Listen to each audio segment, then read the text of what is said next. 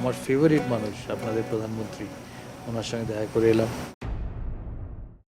ভারতে নাকি জিততে পারবে না বাংলাদেশ, বললেন সৌরভ গাঙ্গুলি। সংবাদ সংস্থা পিটিআইকে দেয়া সাক্ষাৎকারে সৌরভ বলেছেন, পাকিস্তানে গিয়ে তাদের হারানো সহজ নয়, তাই সিরিজ জয়ের জন্য বাংলাদেশকে শুভেচ্ছা। কিন্তু ভারতে খেলা সম্পূর্ণ আলাদা।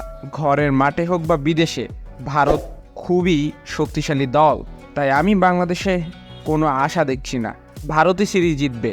তবে যেহেতু পাকিস্তানকে তাদের দেশে হারিয়েছে বাংলাদেশ, তাই তাদের আত্মবিশ্বাস বেশি থাকবে। তাই ভারতকে কঠিন লড়াইয়ের জন্য তৈরি থাকতে হবে।